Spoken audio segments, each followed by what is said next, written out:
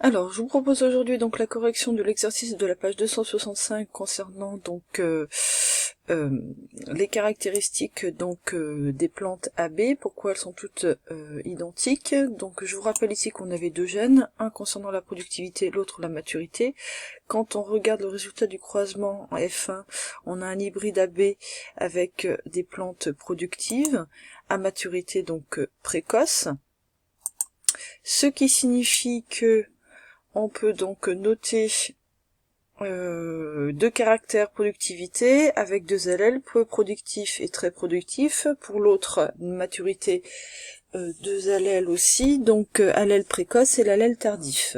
Donc on voit d'après donc la génération F1 que très productif est dominant par rapport à peu productif, et maturité précoce est dominant par rapport donc à maturité tardive. Tout ça se lit simplement sur l'énoncé. Ensuite, pour l'interprétation chromosomique, donc on va travailler comme d'habitude. Donc sur mon document, j'ai mis donc entre crochets donc les phénotypes, et vous avez entre parenthèses donc les génotypes. J'ai fait une interprétation chromosomique aussi sur les côtés avec des petits schémas. Donc au départ, on a des lignées pures. Lignées pures, ça veut donc dire que vous avez des individus qui sont homozygotes. Donc on a bien à chaque fois les deux allèles identiques pour chacun des gènes chez les deux parents. On obtient donc 100% de gamètes productifs et maturité tardive pour le premier parent, et peu productif et maturité précoce pour le second parent. On obtient donc un hybride AB qui possède donc un génotype qui sera donc hétérozygote avec un même phénotype, donc c'est-à-dire très productif avec une maturité donc précoce. On va passer donc à la deuxième question. Concernant donc l'énoncé, je reviens donc sur l'énoncé. Il s'agissait donc ici de savoir quelles seraient les caractéristiques de plantes issues du croisement des maïs hybrides et quels problèmes cela poserait-il donc à l'agriculteur. Donc c'est la deuxième partie donc de l'exercice. Donc on reprend le génotype des hybrides précédents, AB. Donc on a deux fois le même génotype, on fait donc une fécondation entre deux individus identiques.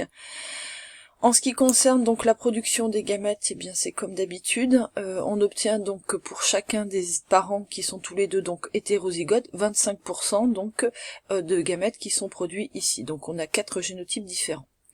On va donc faire ensuite un tableau de croisement qui est présenté donc ici sur la deuxième page, et sur ce tableau de croisement, on va avoir donc résumé donc les phénotypes qui sont issus de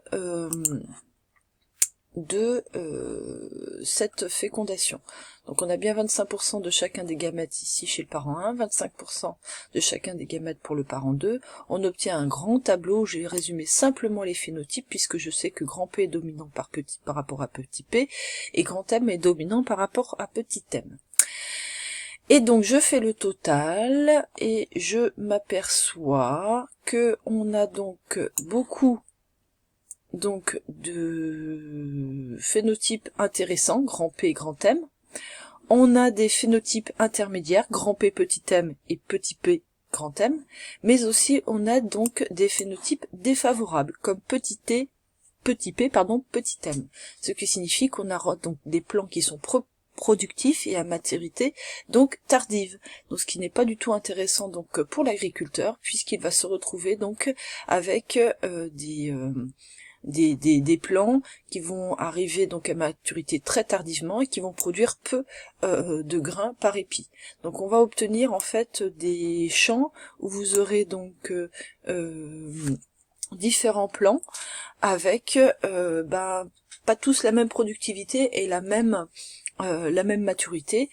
On aura effectivement beaucoup de plants avec des caractères intéressants, très productifs et maturité précoce, mais d'autres seront moins intéressants, voire défavorables pour l'agriculteur. C'est pour ça qu'on utilise très peu donc de graines issues donc de plantations donc d'hybrides. Il faut racheter les graines donc toutes les années.